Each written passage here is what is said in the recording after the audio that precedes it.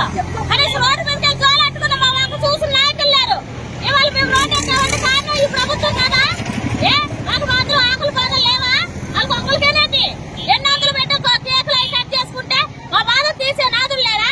ఈ ప్రభుత్వం ఎంతవరకు వాళ్ళ హ్యాపీనెస్ వాళ్ళ సుఖం వాళ్ళే చూసుకుంటారు తప్ప అంగన్వాడీ ఇవాళ పుట్టిందా? ఈ సీఎం గారు పుట్టినప్పుడే ఈ అంగన్వాడీ పుట్టింది కదా.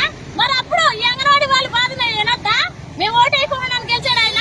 మేము ఓటేసి గెలిపిస్తేనే ఈ రోజులో ఆయన ముఖ్యమంత్రి అయ్యాడు.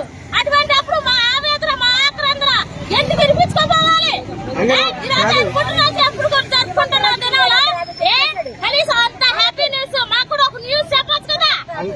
మాకు కావాల్సిన ఏంటి? కనీసం వేతనం అడుగుతున్నాం. సుప్రీంకోర్టు ఇచ్చిన గ్రాడ్యుయేట్ సుప్రీంకోర్టు ఇచ్చిన గ్రాడ్యుయేట్ అమలు చేయడానికి కష్టం ఏంటి అసలు? మన సొమ్మే కాదా? అది ఇంట్లో సొమ్యం తెచ్చిస్తున్నాడా? ప్రజల సొమ్మే కదా. మేము ప్రజలు కదా. మేము ఓటే లేదా? మేము ఓటేస్తే ఆయన రాలేదా? ఎంతో వరకు కూడా ఆనందం ఆనందం ఎక్కడండి? ఇవాళ పండుగలు చేసుకోవడానికి రూపాయి లేదు. ఇవాళ జీతం నష్టంతో మేము ఇవాళ రోడ్డు ఎక్కామంటే కారణం ఏంటి? ఈ ప్రభుత్వం కదా. ఈ ప్రభుత్వం కొంచెం కూడా ఆలోచించక్కర్లేదా? ఎంతమంది ప్రజాప్రతినిధులు ఉన్నారే మా మీద కామెంట్స్ పెడుతున్నారు.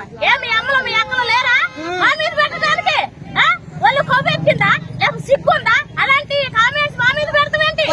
ఇవాళ ఆకలితో మేము ఆలబెట్టిస్తూ ఎంతో మంది ఈ రోజు ఎంతో మంది ప్రీస్కూల్ పిల్లలు ఇవాళ ఎలా కూర్చొని ఉండడానికి కాదు ఈ ప్రభుత్వం కదా. తాళాలు బట్టలు కొట్టారు. బట్టలు కొట్టి తాళాలని ఏమైనా ఒక ముద్ద పెట్టగలరు కదా. రేపు మున్సిపాలిటీ వాళ్ళు ఉద్యోగం వాళ్ళు కూడా సమ్మె చేస్తారంట. వచ్చి వాళ్ళు కూడా రోడ్లు చుట్టించుకోనండి. ప్రభుత్వంలో ఉన్న సచివాలయం సిబ్బంది